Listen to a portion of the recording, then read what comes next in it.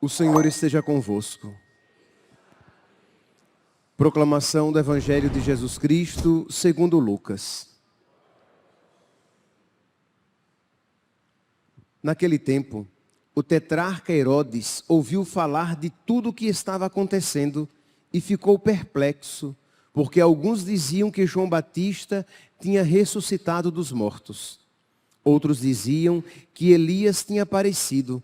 Outros ainda, que um dos antigos profetas tinha ressuscitado. Então Herodes disse: eu mandei degolar João. Quem é esse homem sobre quem ouço falar essas coisas? E procurava ver Jesus. Palavra da salvação.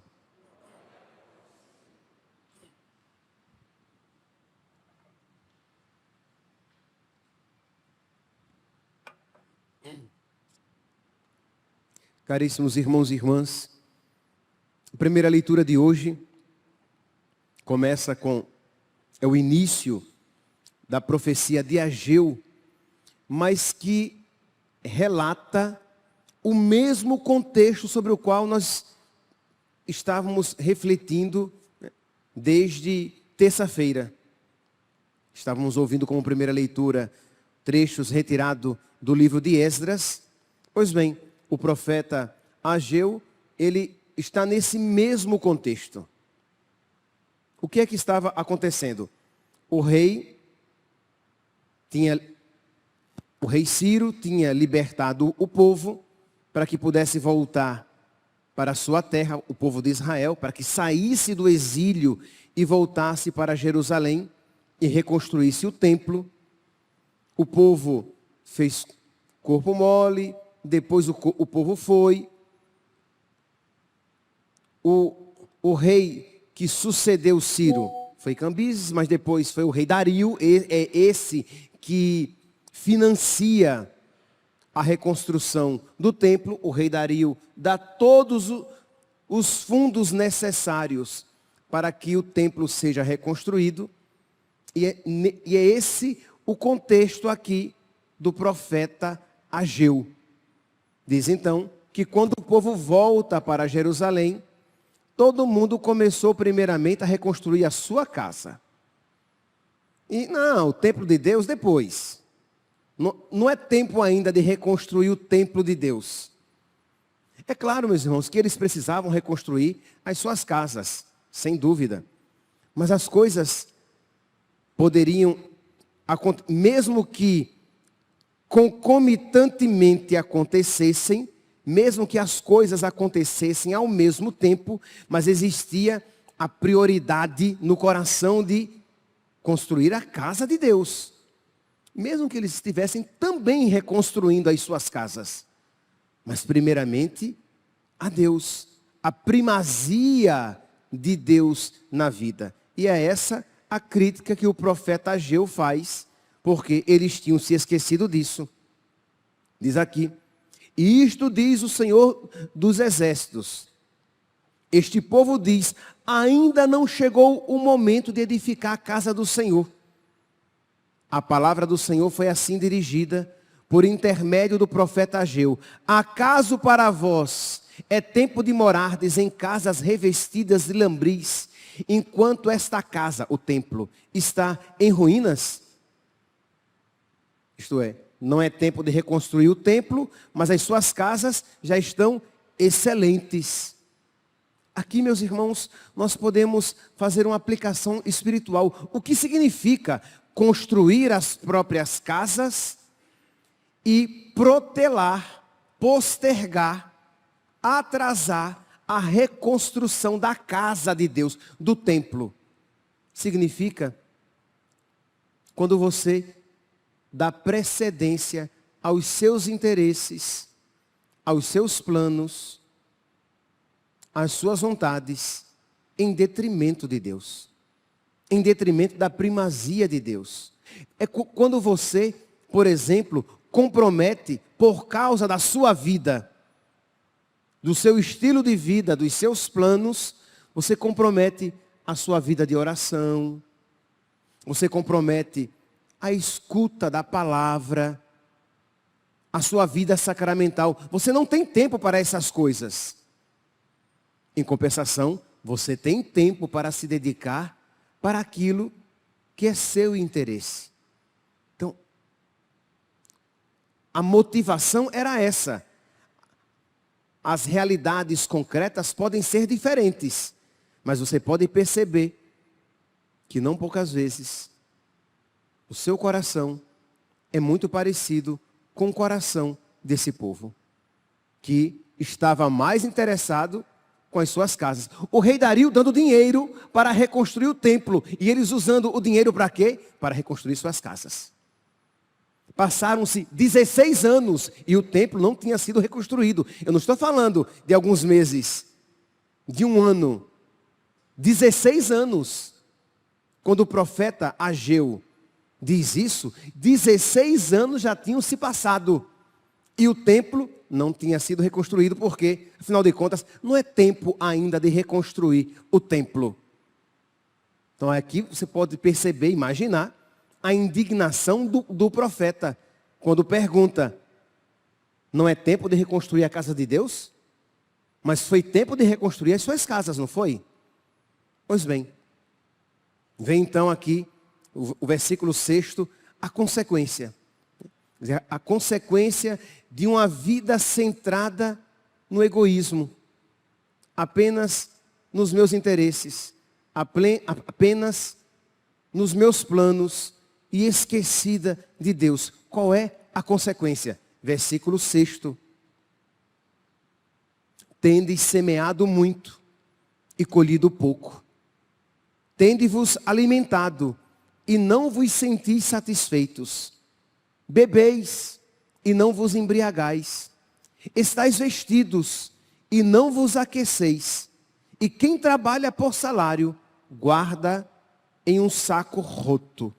Isto é, você, embora você tenha bens, embora você até alcance, digamos, algum sucesso, você alcance coisas, mas o coração sempre inquieto, o coração sempre infeliz. É como guardar, a imagem que ele usa aqui, é como guardar o salário num saco furado, nada preenche o coração. Uma vida centrada apenas nos próprios interesses leva a isso. Lembre-se, né? O que significa reconstruir, primeiramente as próprias casas e deixar o templo para depois. É quando você se volta simplesmente para os seus interesses e coloca Deus de lado. A consequência é uma vida degringolada. É uma vida vazia, é uma vida de insatisfação. Isso fez o povo de Deus. Esqueceu-se do templo, que significava a presença de Deus. E o que é então que o profeta faz? Ele aconselha, ele adverte por 2 vezes. No versículo 5º e no versículo 7º. E isto diz o Senhor dos Exércitos: considerai com todo o coração a conjuntura que estás passando. Isto é, considerai o vosso modo de viver. Pense bem. Essa é a maneira correta de se viver. Versículo 5º. Versículo 7º, novamente. E isto diz o Senhor dos Exércitos: considerai com todo o coração a difícil conjuntura que estás passando. Você veja a sua vida. É isso mesmo que você quer para a sua existência? É dessa maneira que você quer viver? Nós somos chamados a fazer uma revisão das nossas prioridades. O que tem sido prioridade na nossa vida? O que tem sido prioridade na sua vida? Será mesmo que não é tempo de reconstruir o templo de Deus? Não me refiro mais ao templo no tempo de Ageu, mas refiro-me ao templo de Deus que somos nós. Nós somos templo de Deus. Será que não é tempo de nós reconstruirmos este templo para que Deus habite em nós como um amigo, para que Deus seja bem acolhido na nossa alma? Quando você está em estado de graça, Deus habita em você como um amigo.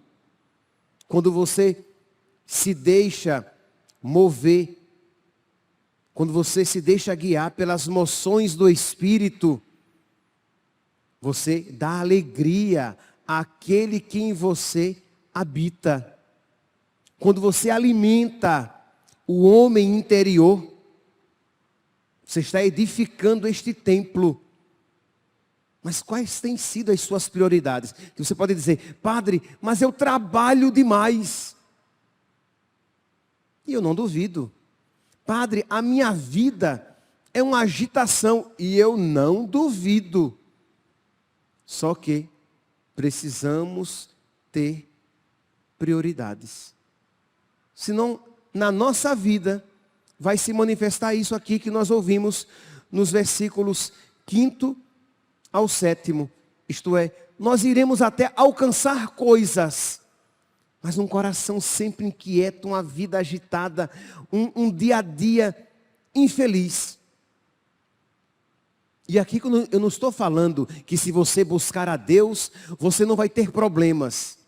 O que eu estou dizendo é que se houver a primazia de Deus na sua vida, se houver a centralidade de Deus na sua vida, se Deus for o chão, a base, a estrutura sobre a qual a sua vida está construída, mesmo que venham as tempestades, e virão, você não será arrastado por elas, porque você está construído sobre a rocha. Você está construído em Deus. A sua vida tem substância. Tem substância. A sua vida tem consistência. Por quê? Porque você está buscando aquilo que verdadeiramente importa. E quando nós buscamos em primeiro lugar o que verdadeiramente importa, nós buscaremos as outras coisas da maneira devida. Isto é, quando Deus é o centro, as outras coisas ocuparão o seu devido lugar. Mas quando nós colocamos algo ou alguém que não Deus em primeiro lugar, tudo mais se amontoa e se desequilibra e a nossa vida vira um inferno. Considerai com todo o coração como estás vivendo. Como estás vivendo? Como estás passando? Considerai com todo o coração o vosso modo de viver. Revisai as vossas prioridades, senão restará a nós isso. Nós semearemos muito e colheremos pouco. Nós nos alimentaremos, mas nunca estaremos satisfeitos. Entendam isso, meus santos, da maneira espiritual, tá? Eu não estou falando aqui, primeiramente, nem principalmente, que você vai semear o campo e o campo não vai, dele nada vai brotar. Não é isso. Eu estou falando que você vai se aplicar a coisas e não terá retorno. Isto é, você não encontra a alegria que você tem buscado. Você vai se alimentar com coisas deste mundo, mas nunca estará satisfeito, sempre infeliz. E parece que, com quanto mais se alimentar, mais fome vai ter. Isto é, quanto mais coisas você se empanturrar, mais vazio e desgraçado você vai se sentir. Estais vestidos e não vos aquecereis. Quem trabalha por salário, guarda-o como num saco furado, numa bolsa furada. Nada permanece, nada retém na sua vida. Que hoje, meus santos, diante desta palavra, nós peçamos a Deus Ajuda. Ajuda do alto. De verdade, infelizmente, o homem marcado pelo pecado original, ele tende sempre a primeiramente querer construir a sua casa. E depois, se der tempo, eu cuido do templo de Deus. Isto é, o homem pecador, ferido pelo pecado original, ele tende a colocar os seus interesses, os seus planos em primeiro lugar. E talvez depois eu faça a vontade de Deus. Nós precisamos da sabedoria do alto. Nós precisamos da força do alto. Isto é, você precisa não apenas ver quais são as prioridades, mas ter a força para abraçar essas prioridades.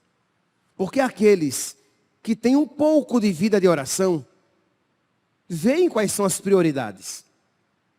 Eu tenho certeza que pelo menos 80% aqui na igreja sabe mais ou menos quais são as prioridades da sua vida. Mas eu não sei se 20%, se 20% de verdade vive buscando essas prioridades. Se de verdade o primeiro está em primeiro lugar na sua vida. Se Deus que é o primeiro, se Deus que é o principal, se Deus que é o bem sem o qual nada é bom, se Deus tem sido buscado em primeiro lugar, amado em primeiro lugar, desejado em primeiro lugar. Isso é quando você dá algum passo em direção a Deus, quando você entra no processo de conversão, você vê o que é o certo. Mas não necessariamente você se aplica a ele com todas as suas forças. Esse povo que veio para Jerusalém, veio porque sabia que era a vontade de Deus voltar para Jerusalém. Lembra que eu falei que muitos estavam bem estabelecidos lá no exílio, com seus comércios, com seus bens, com as suas terras que haviam comprado, e não queriam deixar o exílio. Mas um resto voltou. Quando eu digo que um resto voltou, é porque muitos preferiram ficar no exílio. O rei Dario disse, eu vou dar dinheiro para reconstruir tudo. E muitos disseram, eu? Vou nada. Deixar minhas terras, meus bens, já fiz amizade, já até me casei aqui. Não vou não. Um resto voltou. Não é que todo o povo que estava no exílio voltou para Jerusalém não, tá? Um resto. Então esse resto voltou porque disse, não, é a coisa certa. É vontade de Deus. Precisamos voltar para a nossa terra. Pois bem, este resto que voltou, assim estava agindo. Vamos construir depois o templo de Deus. Primeiramente os nossos interesses, as nossas casas. Um resto vem à missa diária. É um resto. Imagine, eu não vou dizer que todo o Cristo Rei está aqui na igreja do Cristo Rei, né? Que toda a paróquia Cristo Rei, que todo o bairro do Cristo Rei está aqui na igreja, né? É um resto, é um tiquinho de gente. Somos muitos, mas comparados a todo o bairro, somos muito poucos. Mas mesmo assim, aqueles que aqui estão com o coração numa guerra, numa batalha entre a vontade de Deus e as nossas vontades. Entre a prioridade que é Deus e a vontade de Deus e aquilo que temos como prioridade. Sabemos em que consiste a vontade de Deus, mas nem sempre a queremos ao ponto de nos desvencilharmos e deixarmos para trás o que nos prende e ir com liberdade abraçar a vontade de nosso Senhor. Que diante desta palavra peçamos a Deus que nos conceda cada vez mais luz para que vejamos em que consiste a sua vontade e força e amor para que não tenhamos medo, mas tenhamos a força necessária para abraçar com toda a determinação a sua santa vontade. Louvado seja nosso Senhor Jesus Cristo. para sempre seja louvado.